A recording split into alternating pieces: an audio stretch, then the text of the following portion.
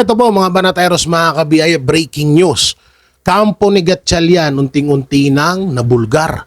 Talagang sila pala talaga ang umahadlang sa investigasyon para dito sa flood control scam, para hindi malaman ng publiko kung sino-sino mga politiko ang mga involved dito. Nako mga banateros, mga kabiyaya, at eto na nga, may inilabas po na ebidensya at talagang maituturing natin na etong kampo ni Gatchalian ng mga senador or tinatawag ngayon na BBM senators ay tigapagtanggol ng mga korap sa gobyerno. Sila ang nagtatakip, sila ang umiiwas para hindi natin malaman kung sino-sino mga politiko ang involved dito sa flood control na to. At eto, may video at may ni-reveal si Alan Peter Cayetano mapatungkol sa mangyayaring hearing na nahaharap na etong 18 Brave Marine at 14 na bagong testigo. So ito po mga banateros, mga kabiyaya, para lubos nyo pong maunawaan. Siyempre, bago natin ito simulan, don't forget to like, share, comment, and subscribe sa ating YouTube channel. May pindot na lang din po yung bell button para lagi kayong updated sa ating mga video araw-araw. So ito po yung mga video at ating panoorin. Ganon. Si Attorney Rolex Suplico, dating kongresista, makakasama natin ngayon. Attorney, maayong hapon. Mayong hapon. Good afternoon po sa lahat na nanonood dito sa DZAR. Oo, nakita nila nakita nila sa likod mo si Pipa, baby pa diyan. Ay, hindi, si Bea yan. Si Bea pala, si Bea. Oo, malaki na, dalaga na ata si Bea ngayon Ay, hindi naman, 5 years old 5 years old pa pala. Oh, ang tagal na pala natin. So, bago lang sa ating talakayan, attorney, meron ka bang hinandang kanta? Sa susunod siguro may handa kang kanta. Alam mo, kaya ko ha. Kaya mo! Uy! Kaya ko ha, oh. Kasi nababasa ko kasi 'di ba, laging nagba-viral yung videos mo. Nababasa ko yung lagi nilang sinasabi, yung manok daw ni San Pedro. Ang manok ni San Pedro. Makialam. 'Di ba? Yun lagi yung nila. Pero dito tayo, seryoso Okay. yung pag-uusapan natin na attorney. Kapwa nagki-claim. O una, itong meron ng Senate itong si Cayetano, no, nung nagkaroon ng balasahan diyan po sa Senado na meron na silang schedule na, 'di ba? Sa kanilang magiging hearing, no? And so on and so forth para po sa impeachment laban kay Vice President Sara Duterte. And last week ba 'yun? Basta nagkaroon po ng reorganisasyon na naman at nagki-claim na si Acting Senate President Win Gatchalian, siya daw yung lehitimo. Aba, meron pala itong lehitimo, legitimate at illegitimate. Sino ang tunay at sino ang bastardo? Dito sa kasi may hindi pwedeng sila lahat ay legitimate. Attorney, ano po ang paliwanag dito? Naku po. Ay, di pwede. Merong Ayan, attorney, ulitin lang natin kasi nawala na naman yung internet. Okay, umpisaan mo, attorney. Okay, una muna itong 1987 Constitution Admar the Senate shall elect its president by a majority of all the members. Okay, klaro yan Each house shall choose such officers as it may deem necessary. Saan nakikita yan? Nakikita po yan sa 1987 Constitution. Klaro yan Okay, pangalawa. Okay. Pupunta tayo sa rules ng Senate. Rules ng Senate nakalagay dyan, ito. The Senate shall elect in the manner hereinafter provided. Importante yan hereinafter provided. A president pro tempore, a secretary, and a sergeant at arms. Yan. Saan galing yan? Rules of the Senate. Ano pag sinasabi ng rules of the Senate? Ito the officers of the Senate shall be elected by the majority of all its members. Pareho ng Constitution na nakalagay Okay. Ngayon, ito punta na natin yung kaso ni Abilino versus Cuenco. Ang sabi ng Abilino versus Cuenco, 12 lang ang absolute majority. Okay? Yan ang constitutional majority. Bakit? Kasi less 1. So 24 minus 1. Bakit nagkaroon ng 24 minus 1? Ito, simple lang ang sagot natin dyan. Kasi po, si Senador Tomas Confesor, taga Iloilo to, nasa Amerika So, 24 minus 1. 23. Therefore, ang quorum, 12 lang. Doon sa kaso ni Abilino versus Cuenco, kailan nangyari? 1949. Okay. Opo. Ngayon, bakit gano'n? RP, Republic of the Philippines, US.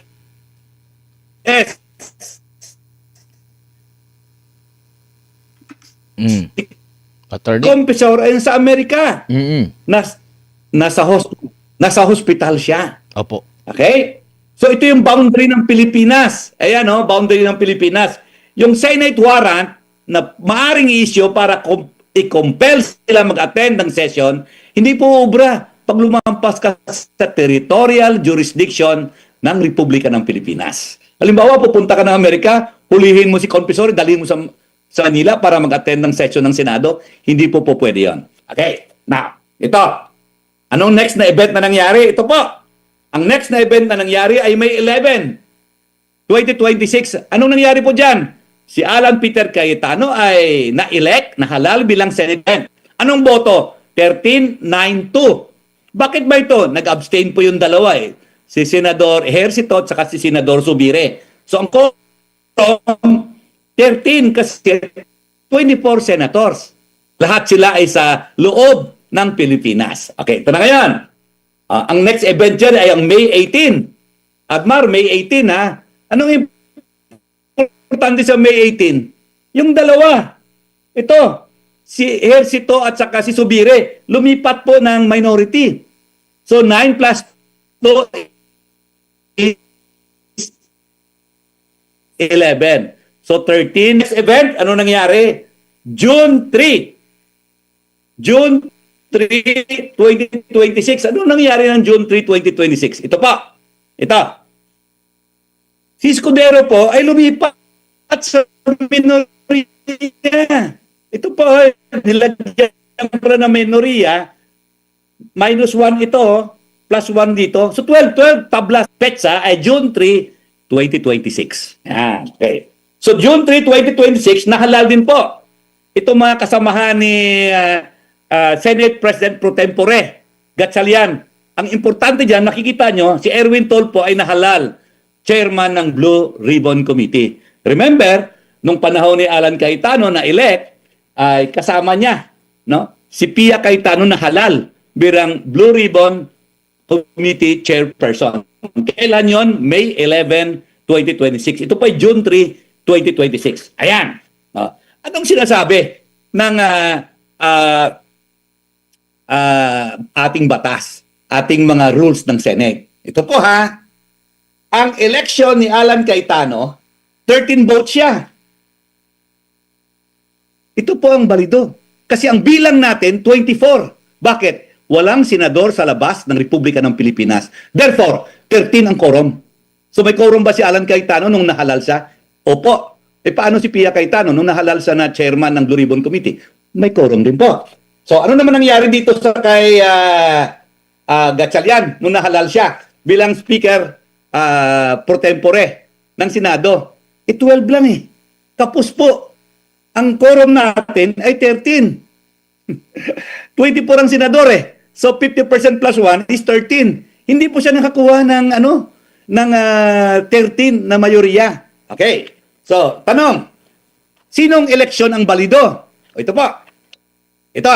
Cayetano elected on May 11. Gatchalian elected on June 3. 13 votes kay Cayetano nung pinili siya. Si Gatchalian nung pinili ng Senate President pro tempore, 12 votes lang. Alin ang balido? Ang balido po ang election ni Cayetano. Yung election ni Gatchalian as President pro tempore, invalido po. Kasi 12 lang kinapos sila. Therefore, ito po, therefore, valid na eleksyon ang kay Cayetano. Invalid na eleksyon ang kay Gatchalian. Sinong bastardo? Bastardo itong grupo ni Gatchalian. Okay? So, klaro na, Admar? Opo, balikan ko lang, attorney, no, bago ka umusan. Okay. Ang pagkakakulong ba o ng isang senador o yung pagtatago ng isa pang senador ay pareho o katumbas or hindi pareho doon sa senador na nasa ibang bansa? Sagutin kita, Admar, ha? Sagutin kita. Naalala mo yung mga sina Kerwin Espinosa et al.? Hmm. Nakulong na nga sa Muntinlupa eh. Nag-appear pa sa pumunta ng House, pumunta rin ng Senado eh. Madriaga, idagdag mo pa. Si Ramil Madriaga, nakakulong nga eh. Pinatawag sa Senado eh. Therefore, hindi hadlang ha. So, ulitin natin ang prinsipyo ha. Ito, ano yung prinsipyo ng Abilino versus Cuenco? Isang senador sa ospital dito sa Republika ng Pilipinas. Isang senador po nasa Estados Unidos. Si Confessor.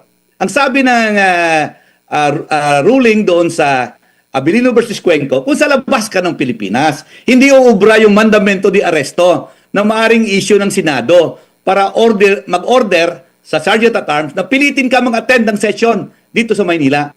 Amerika yun eh. Baka huhulihin ka kagad ng US Police doon o yung FBI.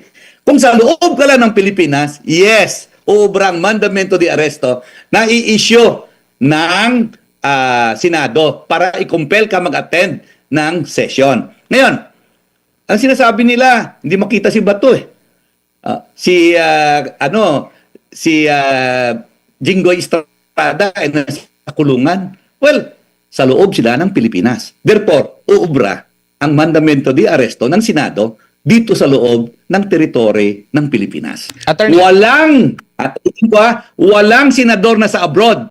Ulitin ko, kung nahuli si Bato at sinakay sa eroplano at pumunta ng Netherlands, yan may epekto.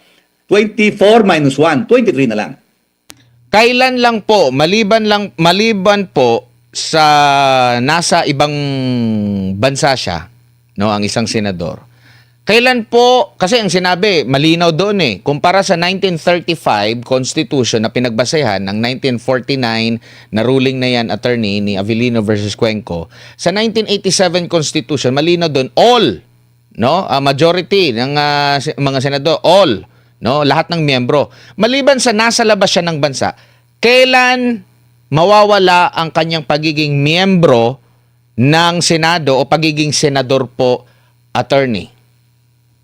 Well, ito may nakalagay dito.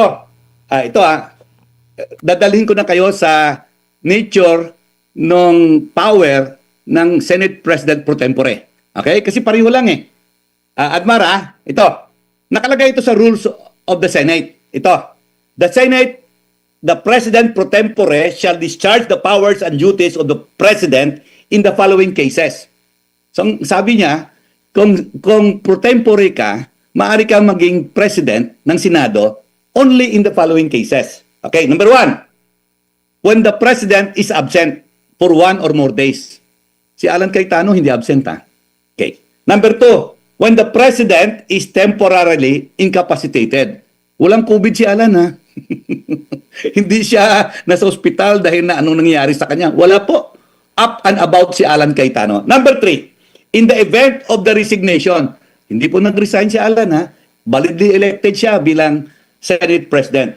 Removal, hindi pa siya tinatanggal sa Senado. Death, buhay na buhay po si Alan Cayetano. Or absolute incapacity, magaling pong isipan ni Alan Cayetano. Hindi po siya incapacitated absolutely. So ito lamang po rules of the Senate. Ito lamang ang mga instances na ang President pro tempore ay maaring mag-act bilang Senate President.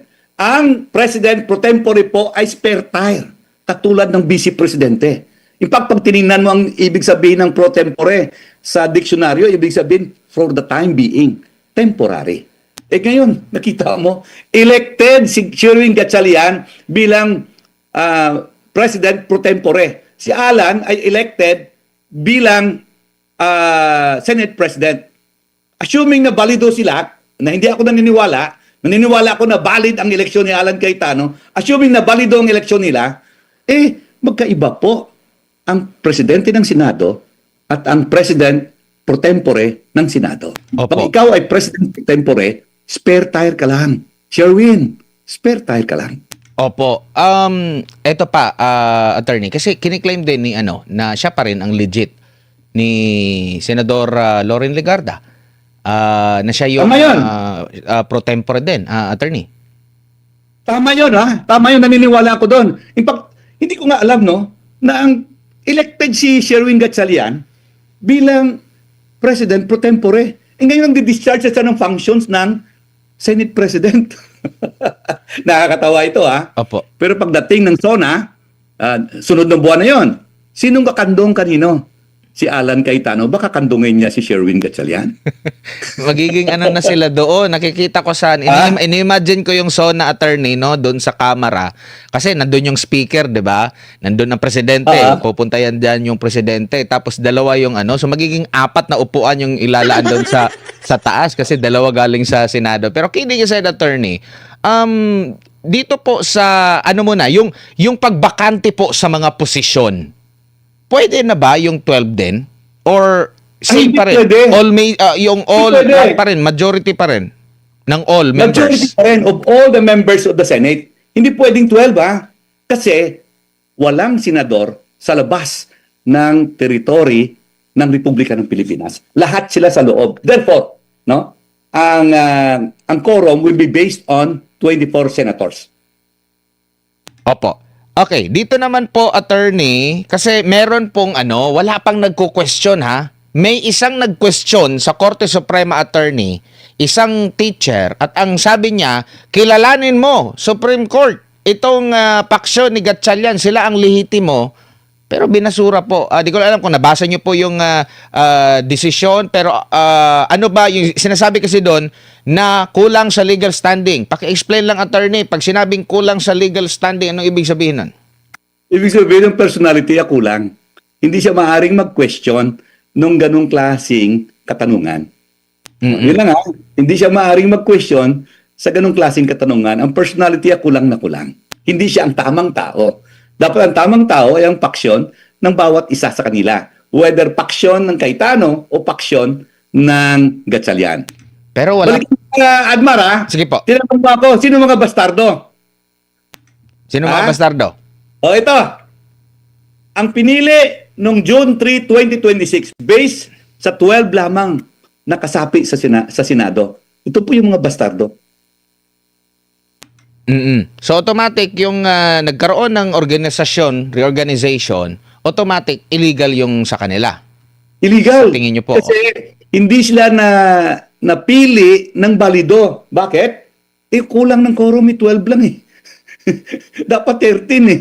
So ito sila, ang outside ni Colombo. Opo, anak sa labas, kumbaga. Pero attorney, ito pa. Kasi, nagpirma din si acting Senate President Win Gatchalian doon sa mga para sa sahod at kung ano pa yung para sa mga empleyado. Di ko alam kung ano bang say dito ni Senator Alan Peter Cayetano. Pag ito ba pinapahintulutan pa rin na parang sila pa rin yung normal, baka tinatanggap ng kabila.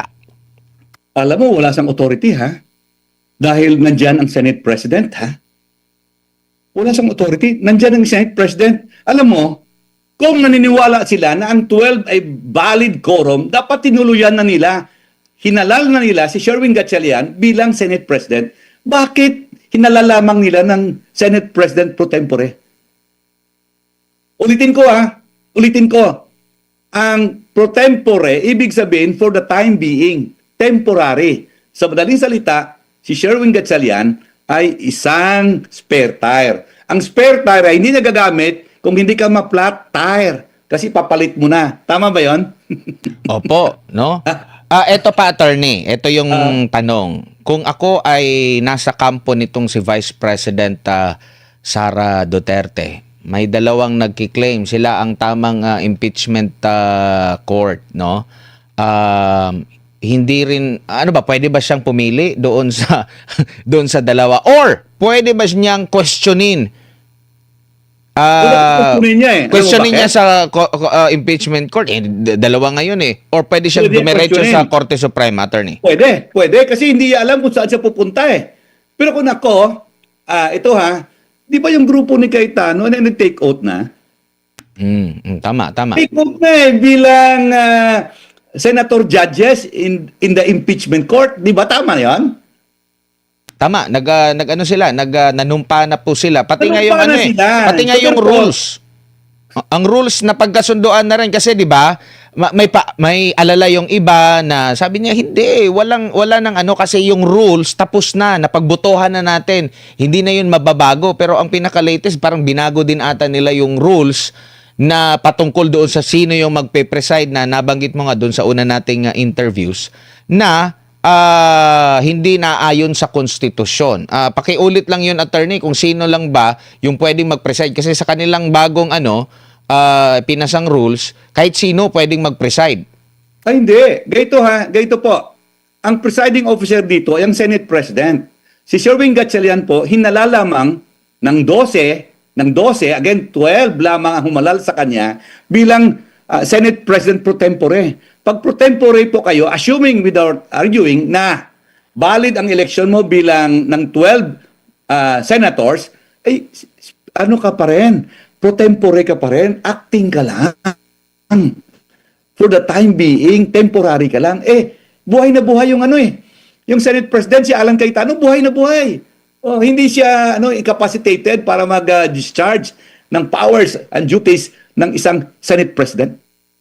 Opo. Sa tingin niyo po ba dapat meron ng nag-question ito sa Korte Suprema na may legal standing bago pa man na meron kasi tayong naririnig na may parang lilipat. Ang nangyari lang kasi wala pang session ngayon kaya walang pero umuugong din na magkakaroon ng mga special session na mangyayari, attorney.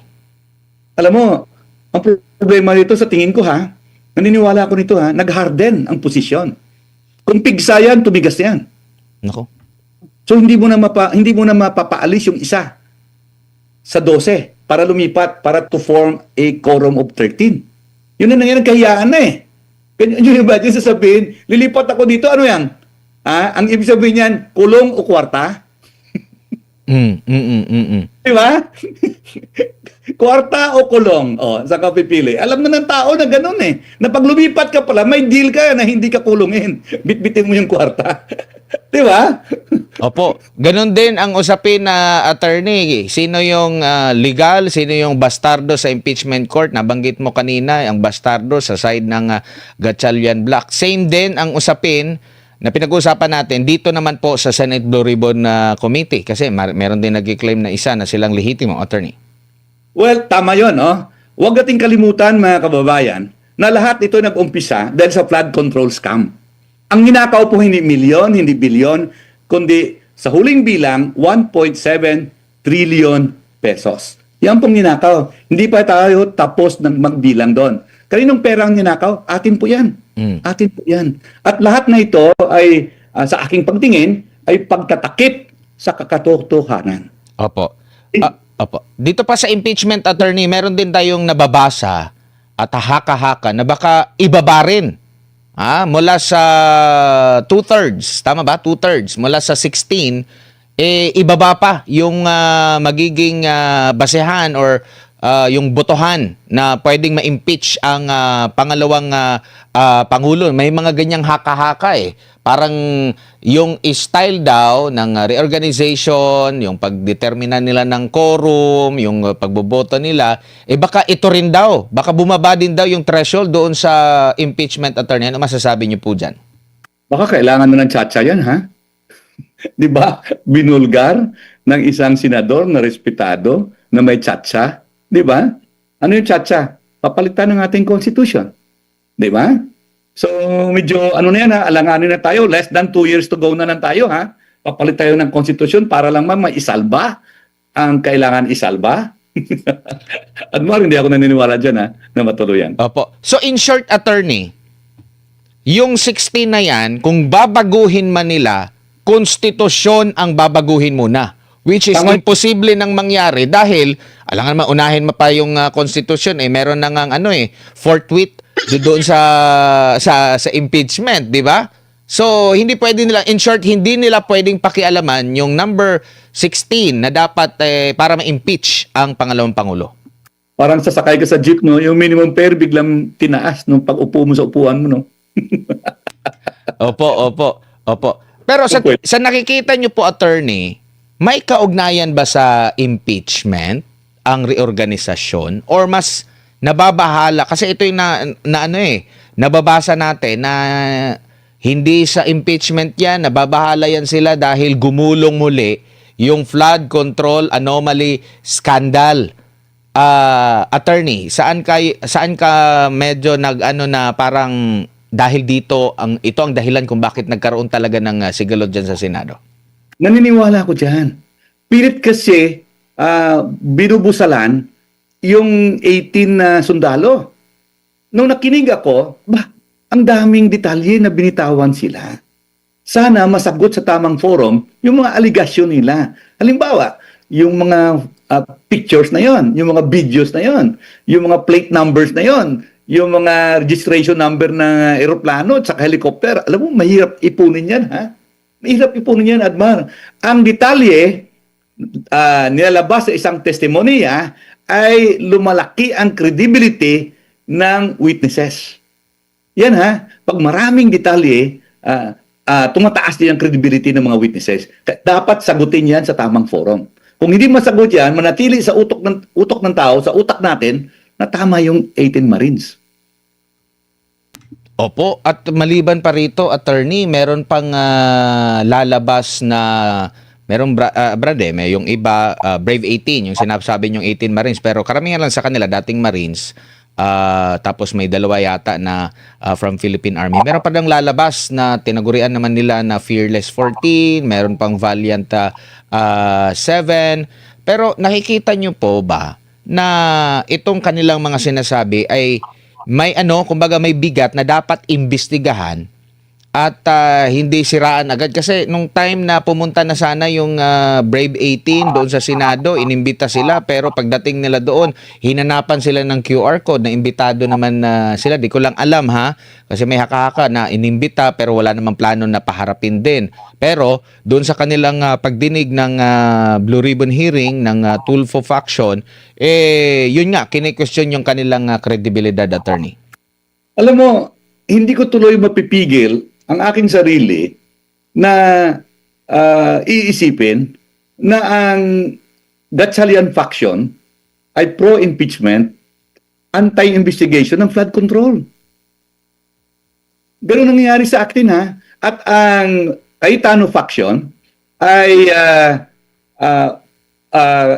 pro-investigation ng flood control, pro-impeachment din. Magkaiba na magkasalungat na eh. Yung kabila, ayaw nang imbestigahan ng flood control, pinagtatakpan. Yung kabila gusto imbestigahan. Di ba? At ang kabila naman ay laban kay Sara Duterte. Yung kabila naman, pro Sara Duterte. Ako po'y para sa katotohanan. Remember, pera natin yon. Pera natin yon. Hindi milyon, hindi bilyon, kundi trilyon ang ninakaw ng mga kongreso ng mga kawatan. Yung 2022 hanggang 2025, kongreso ng mga kawatan yon. Ginamit nila, ninakaw nila yung pera natin, ginamit nila para mamili ng boto. Nagpakasasa sila, nagpakasarap sila ng buhay. Ngayon, tanong ko, pabayaan lang ba natin ito? Hindi po. Ako po ay nananawagan na dapat imbestigahin ito. Ipakulong ang dapat ikulong.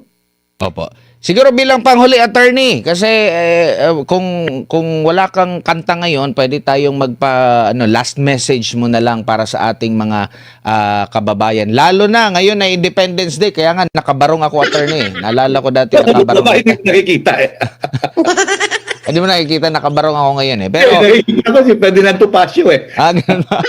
Pero ano ba ang mensahe nyo na lang po sa ating mga kababayan? Speaking of pag-uusapan, kasi ngayon ay araw ng kalayaan, pero sabi nga nila, parang malaya lang tayo doon sa mga banyagang mananakop, pero ang bagong mananakop ngayon at mga abusado mga kapwa Pilipino. Attorney, nasa inyo yung last message.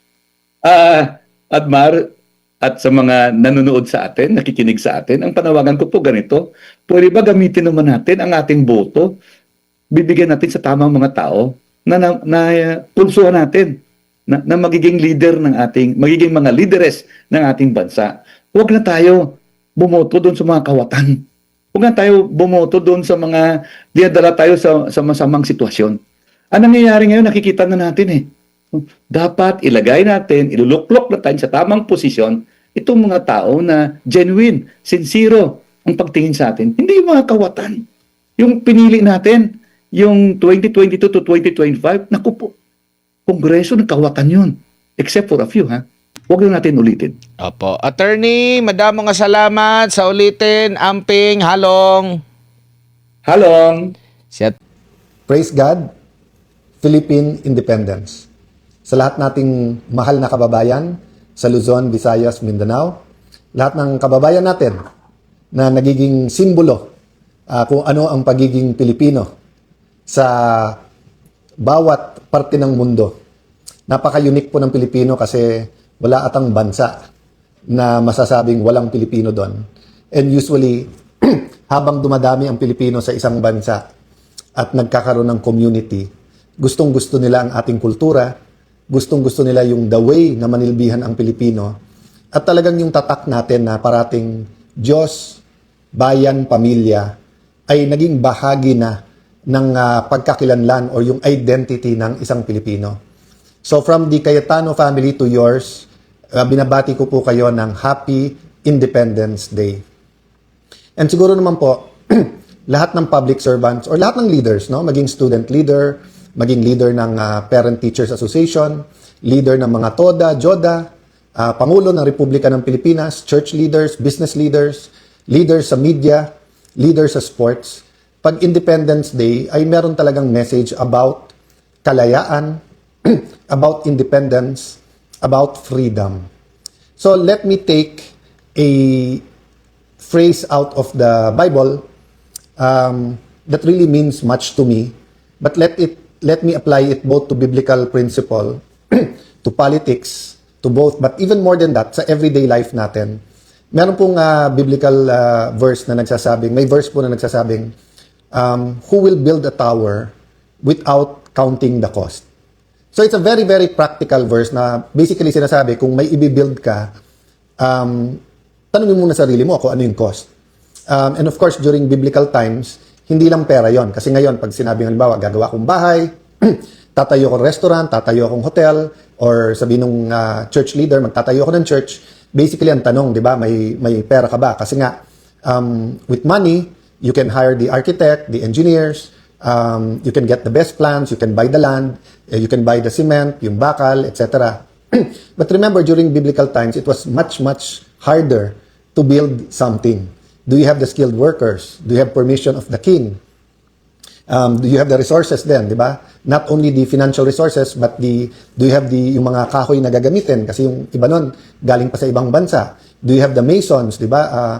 So napakahirap, but the verse basically tells us that kailangan ng wisdom, kailangan ng knowledge, kailangan ng understanding doon sa if you're going to build something. Going back sa history naman, whether as an elementary, high school, or lalong-lalo na college student, every time we talk about history, paulit-ulit sinasabi sa atin, di ba, na ang taong hindi alam ang kanyang pinanggalingan ay hindi makakarating sa kanyang paruroonan. That's why we study history, di ba? Dahil sa Pilipino, parang paulit-ulit, di ba? Parang panahon ng Spanish, 300 years tayong sinakop, mahigit 300 years, almost 400, paulit-ulit ang pangako, pero second, third, fourth class citizen tayo sa sariling bansa. Kahit na educate na ang marami, kahit sila Dr. or Gat Jose Rizal ay nakakapunta na sa Europe, nakakapag-argue na, yung iba gustong maging province tayo ng Spain, yung iba kalayaan, pero parang paulit-ulit, every time there's a rebellion, may promise, mauulit na naman. Siguro ibang-iba yung pananakop ng Hapon because the suddenness and cruelty, no? But ganun sa Amerika. So first, with the treaty that delivered the Philippines from Spain to the US, parang savior. But suddenly, nung in-announce ang Amerika na hindi pa kayo handa, sa amin muna kayo, tuturuan muna namin kayo ng governance. But later on, we realized that just like the Spanish, they wanted our natural resources.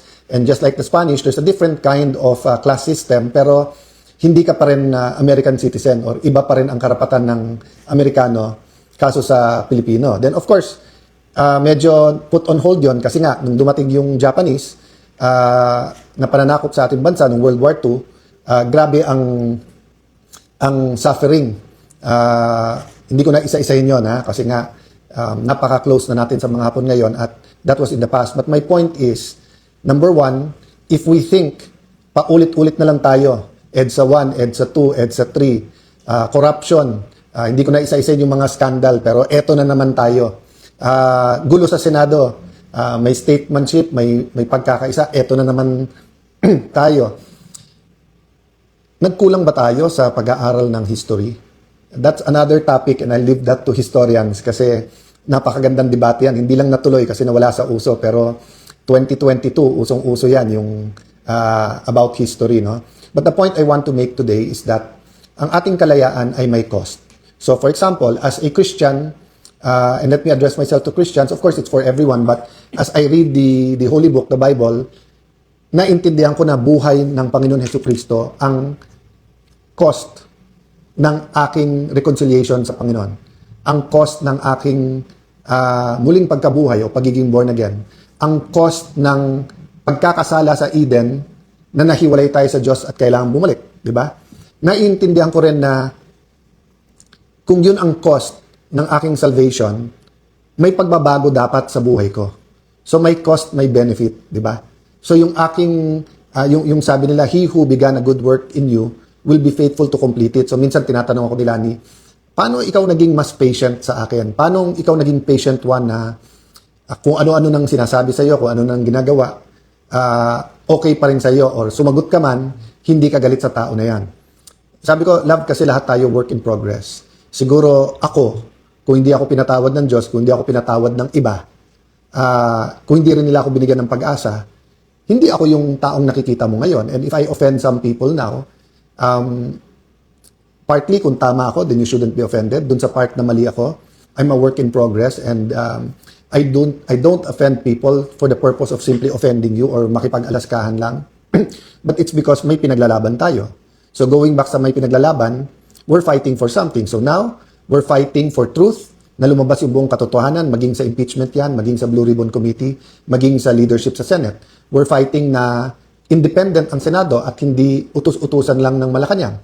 We are fighting na mawala ang corruption at mawala ang poverty sa ating bansa. We're fighting na bawat sentimo na ibayad ng bawat Pilipino ay magamit sa tamang mga proyekto para walang mamatay na dahil walang gamot o walang doktor, wala pong ma-stunt which leaves permanent damage sa ating future generations, stunting yung pagkabansot. We're fighting na lahat ng Pilipino has equal opportunity sa pag-aaral. We're fighting for a living wage, no? Meaning, hindi lang minimum wage na, ayan, kumikita ka na ng konti. Hindi. Yung sapat para sa dignified o marangal na pagkabuhay ng Pilipino, no? Hindi lang sa sarili, pero sa kanyang pamilya niya. Lahat ng ito may cost. So, kung pinag-aaralan po natin ang mga heroes nung Pilipinas during sa panahon ng panahon po ng Hapon, panahon po ng Espanyol, hindi lang po pawis, hindi lang dugo, kundi buhay ang kanilang binuwis. For us who are martial law babies, of course, the narrative na baka naging communist country din tayo like the other. Mahirap kasi ikwento sa inyo yung narrative na yun kasi yung dalawang communist countries na malapit sa atin, malapit geographically like Vietnam and China, are much more modern sa atin pagdating sa education, technology, sa economics, yung socio-economic welfare ng tao, kung hindi lumalaban ay mas maganda sa atin. But during the 70s, 80s, hindi po ako 60s, kaya hindi ko na masasagot yun. Even 70s, I was from 1 year old to 10 years old, no? Or from 0 to 10. So ang point ko is that during this time, yung sabihin na baka mapunta sa communism yung ating bansa or baka maging napaka-corrupt because of the oligarchs, was reason for the narrative nung martial law. So, hindi naman yun ang topic ko tonight. But may cost yung mga lumaban during that time. So, pagdating ng EDSA Revolution, even before that, Senator Benigno Aquino, meron pong cost. Hindi lang po yung buhay niya, buhay ng pamilya niya, friends niya, pagpapalaki ng mga anak niya, yung wife niya, yung paglipat nila sa ibang bansa, yung kanyang hunger strike, and eventually he had the sense that he will be killed, but he made that commitment that ibibigay niya yung buhay niya. So may cost. Kaya nga nung sinabi niyang the Filipino is worth dying for, it wasn't something lightly said, because I think part of him knew that assassination would be coming. But even if assassination did not happen, yung commitment na yon may cost po yon. At right before this broadcast, I'd like to send out my love to the whole Villanueva family. Nag-heart-to-heart kami ni Brother Joel. And even if I know the cost, i- it's not something you can feel unless ikaw talaga. So for example, may mga anak-anakan ako, pero siya real yung nararamdaman ng anak. May asawa ko, pero iba yung nararamdaman ng asawa ko sa pinagdaanan nilang mag-asawa, di ba? So it's different for every single person. For Senator Cheese, for Senator Jinggoy. Senator Jinggoy, nandun ako in the room nung kinukuha siya, and no one can say that we understand how his wife felt. Especially after alam nung wife niya na talagang inoffer sa kanya, hindi ka makukulong, kumampi ka lang sa administrasyon, kumampi ka lang sa grupo ni Ping Lacson, ni Senator Tito Soto, Win Gatchalian, etc. No?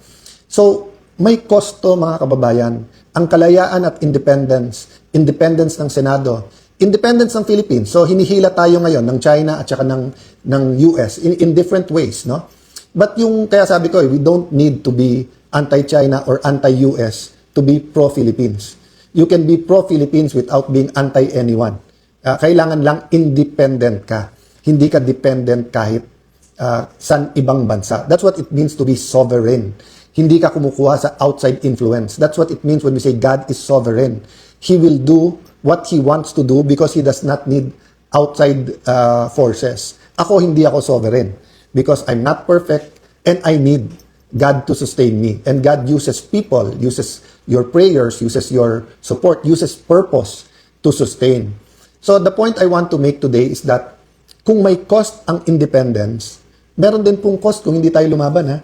Kung hindi lumaban ang ating mga national heroes during the Spanish time, it would have been harder during because there would not be reforms, and we might still be a colony to this day.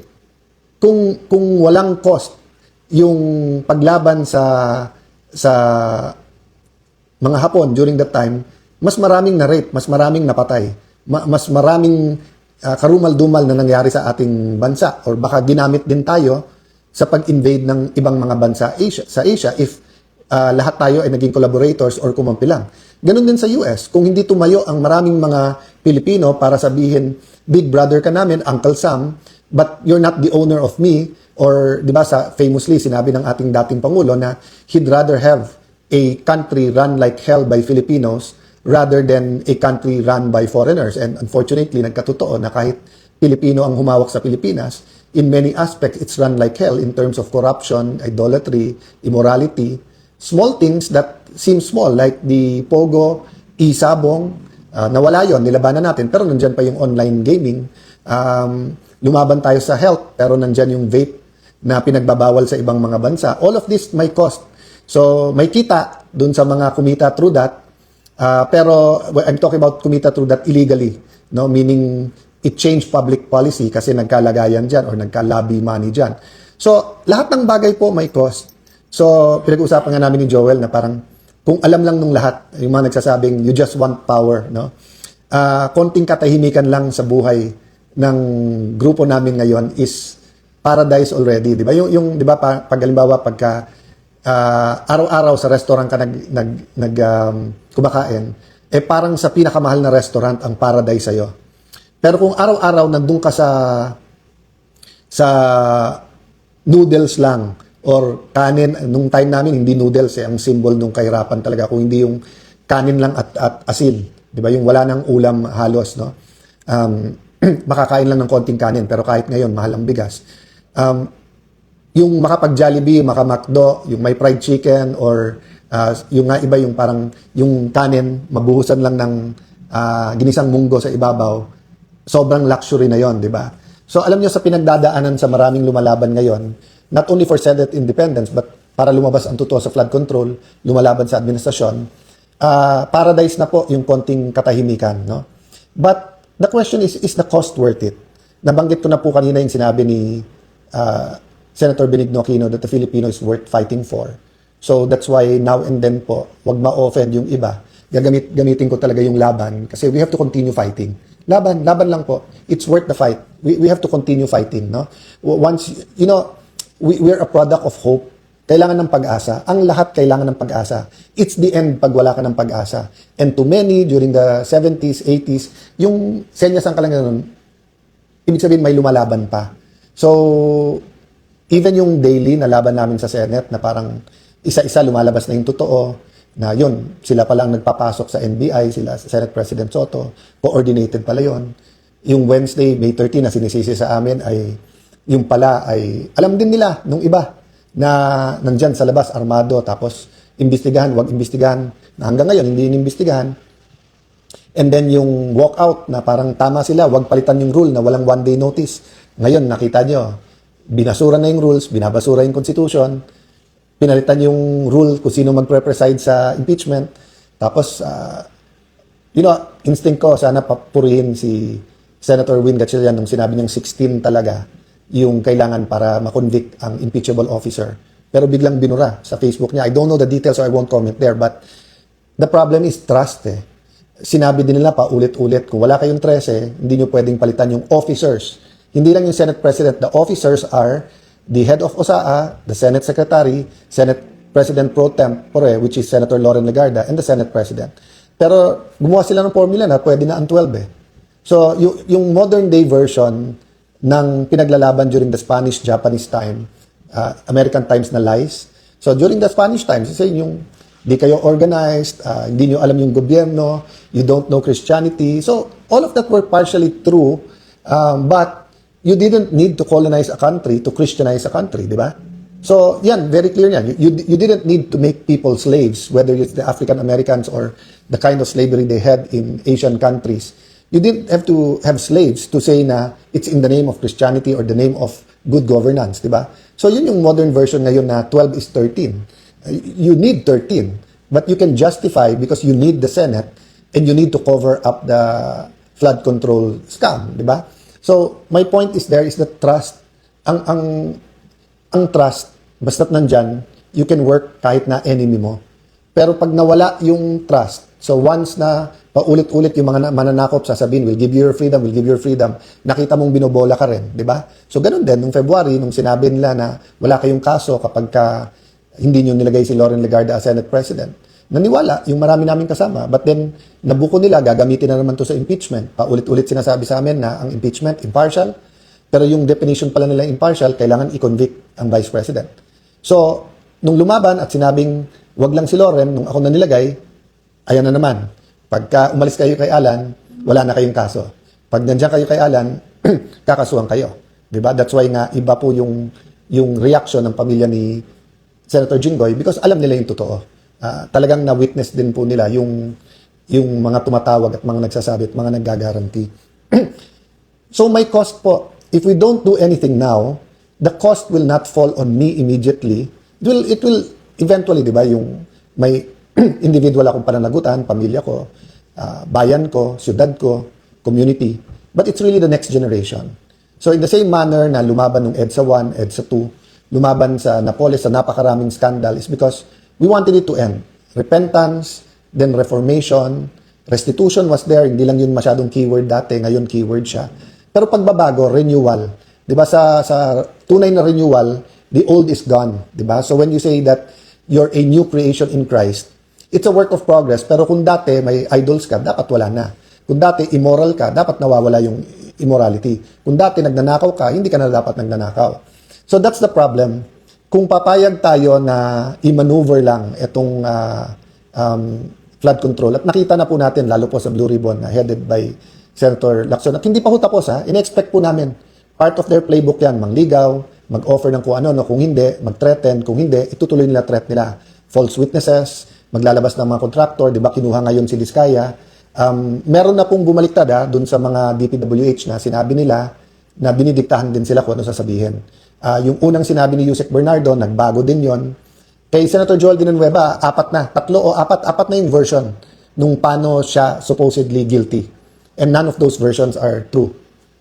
So ganun din, na ngayon na kinuha na si Mr. Diskaya from the Senate, sabi niya na damay-damay na, sasama na lahat ng kilala niyang police. That's good. But there's nothing stopping the creative people in this administration from saying, we'll take care of you, eto mga ituro mo. Then suddenly, may kaso, whether sa DOJ at Ombudsman, then suddenly you're facing jail. Then finally, it's true. That's why pinilit nilang makulong si Jinggoy. Kasi sabi niya, nawawalan na ng takot yung iba, lumalaban na. So kailangan natin ipakita na totoo. At madali kay Jinggoy kasi usual suspect, di ba? So, wala nang maniniwala sa tingin nila na Jinggoy sacrificed because ayaw umiwalay sa grupo. But siya na nagsabi, he has evidence in the right time. Payagan natin siya magsabi sino at ano yung ebidensya. Pero mabigat po yung ebidensya and it will show. I've been hearing the last few days, there's so much evidence against the major players dun sa flood control. And everyone saying sana lumabas. That's why nga, pinanghawakan pa rin natin yung Blue Ribbon Committee. The other point I want to make about counting the cost is, yun nga, ano yung cost sa next generation? Kapag kinover up natin to, may cost. So ulitin ko pag lumaban ka ngayon, may cost. May cost. Aapihin ka, dudurugin ka sa media at social media, kakasuhan ka, baka ikulong ka pa. Sana naman walang papatay, pero that's always in there. That's always there, whether sadya or may nagkamali yung patayan. But that is the cost for people who will fight. So I'm not dissuading people from joining the fight because we need you. We need the prayers, we need the commitment, we need more independent heads to stand up and say, mali na to, lumaban tayo. Pero may cost din yung hindi lumaban. Yung cost are the millions of Filipinos who will have to go abroad because walang trabaho dito. The cost will be the millions of Filipinos na hindi mapapagamot kasi nanakaw yung panggamot or pang-ospital. The cost will be millions of Filipinos na mababansot because there's not enough money or not enough programs for the first 1,000 days ng buhay ng tao, no? Or including yung healthcare ng buntis, di ba? The cost is, huli na tayo sa tourism, but halimbawa sa education, or as a country, no? There was a time in the 60s, second to Japan tayo. Then there was a time second to the last. Then during the time of President Ramos, yun, umarangkada na tayo. During the time of President Pinoy, umarangkada na tayo. During the first 3 years ng Duterte administration, grabe na po yung pinuntahan ng ating ekonomiya. Not perfect, nandun ng corruption, but it wasn't systemic. Now it's back to being systemic. So do you want to be truly free? To be truly free, we have to have the culture and we have to have the environment, we have to have the laws and the system that guarantees that freedom. So the Constitution is a good start. Pero kung mismong Constitution hindi natin masunod at kung mismong Senado ay ibabasura ang sariling rules at ang Constitution, how do we expect that the other laws, di ba? So kung senador mismo pwedeng kasuhan or wag kasuhan sa flood control, what do you think magagawa sa ordinaryong konsehal, mayor, governor, di ba? So yes, we want a big fish. But we want the real fish. We don't want a sacrificial lamb na fish, di ba? Or we want the people who really did it para meron talagang saying, may katuparan yung sinasabing crime does not pay. So when you pay, that's a cost, di ba? Umutang ka, kailangan mong bayad. You do the crime, you have to do the time. So again, you're going back to what is the cost. So yun po ang hinihingi ko po sa mga kapatid nating media, sa mga kapwa nating senador, sa mga netizens natin, sa mga businessman natin. This weekend, as we talk about independence, let's think about the cost. Ano yung cost kung lumaban tayo? Ano yung cost kung i-expose natin? May personal cost po to pero yung benefit po ay sa buong bayan. Samantalang pag tumahimik tayo, may personal gain po to. Pero yung epekto naman po sa buong bayan. Di ba? I don't want to compare yung mga lumalaban ngayon sa ating mga national heroes kasi grabe po ang pinagdaanan ng ating mga national heroes. I cannot imagine. I don't want present-day Christians now to compare themselves to yung pinagdaanan ng apostles, for example. Or for a people to compare sa pinagdaanan ng Israelites, for example, when they were in Egypt, di ba? Iba-iba po ang season, iba-iba po ang pinagdadaanan, but each season po ay meron pong cost. Cost if we do the right thing, cost if we do the wrong thing. So in a couple of days, we're gonna face many issues, an economic crisis. Are we gonna tell the people kung ano talaga ang sitwasyon, kung may pera ba talaga ang bansa o hindi? Are we gonna tell them why we have or don't have money? Are we going to tell them the truth whether we're going to increase taxes or not? Are we going to tell them the truth? Nasaan na yung pera the last few years? Okay. We're also going to face an impeachment. So are we going to tell the people the truth? Are we going to really have an impartial trial or aayusin at luto na to? Are we going to tell them the truth that dapat 16 to convict? Or babawasan ba natin ang 6 na senador para maging 12 na lang? No? We're going to face ilan pagsubok lumabas ang totoo. Again pag lumabas yung 18, sabi nila may 4 pa daw. 18 na former Marines, hindi ko alam yung 14 kung ano yung ano nila. Meron pong mga key people na may mga key evidence. Hindi ko sinasabi na lahat ng sasabihin nila ay totoo or may totoo, hindi totoo. Ang point ko po, it's our job to listen to them. It's the job of the Blue Ribbon Committee, invite lahat. Kung kalokohan ang sinasabi nito, so sabi nung iba, sir, over the years, ang daming nag-witness diyan na kalokohan. Yes. Paano nabisto na kalokohan yung sinasabi? Because nag-witness sila doon. Because you had different senators from different backgrounds, different styles of questioning them. Then you had an active media. Wala pang social media masyado noon. So lalo po ngayon, maglagay ka dyan ng 100, 100 na may ebidensya, pictures, video, testimony. Makukompare natin lahat ng date niya. Makikita natin yan kung deepfake yan, kung edited yung pictures, kung edited yung video, kung AI yan, kung totoo, di ba? So, but the point is, if we cover it up, grabe po ang magiging cost at ang magsasuffer nito next generation. I'll close by remembering when, naiyak-iyak ng dad ko nung EDSA Revolution. Before pa pumutok lahat yun, no? I think it was a day before. Kasi nga pinapa-secure niya kami, tapos gusto niya mag-abroad muna kami, kaya Amerikana nga yung aking nanay.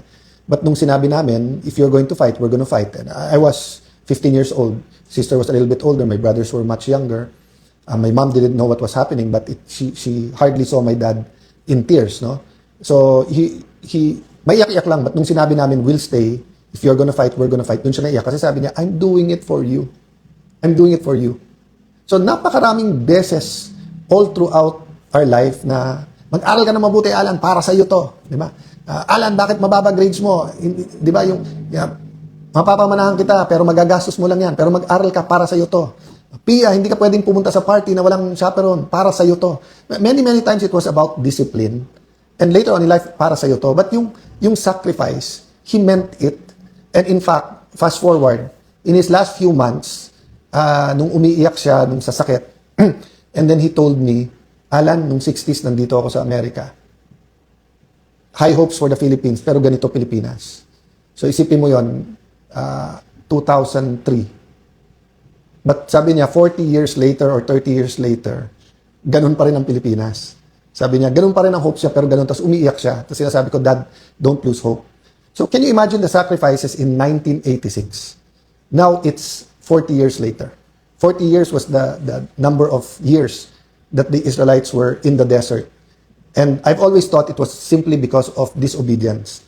Because disobedient, paulit-ulit, ang people of God, hindi pinayagan na ang few weeks, a few days, or 2 weeks na biyahe by foot, mapunta na sa Israel, ay naging 40 years. But may nag-explain po, and I've seen a lot of preaching after that, na nagsabing, the Israelites were taken out of Egypt, but Egypt was not taken out of their minds. Meaning, they still taught as slaves. So they cannot be conquerors in the new land unless they learn to be conquerors. And because of many things, including disobedience, they did not learn to be conquerors, kailangan maubos ang generation nila. Kaya yung new generation na ang pumasok. So when natapos yung martial law, nagkaroon ng new constitution, sabi ng iba, hindi nawala yung corruption, na decentralized lang. So dati centralized sa Malacanang at sa executive ang corruption. Ngayon may corruption sa legislative, sa konsehal, sa barangay, businessman, yun din ang sinasabi. Dati I just have to contend with the USEC, naging director. Dati I just have contend to the mayor, ngayon panay barangay captain. So nandiyan yung mga problema. But the question is, after 40 years ng EDSA Revolution, is the new generation, kami na yon, mga martial law babies, ready to turn over to the next generation to say, we're ready to be corrupt-free. So yun po yung cost ng laban namin ngayon. We cannot turn over to you a corrupt-free Philippines pag hindi tayo lumaban. And dun sa mga Gen Z na hindi naiintindihan yung laban ngayon, hindi rin namin maintindihan yung laban ng parents namin noon. Kaming mga pro-Marcos, simple lang. Pro-Cory kayo, pro-Marcos kami. Ganun kami, ganyan kayo. At that time, it was simple. Dalawang Sa basketball, Crispa, Toyota. Sa toothpaste, Colgate, Close-Up.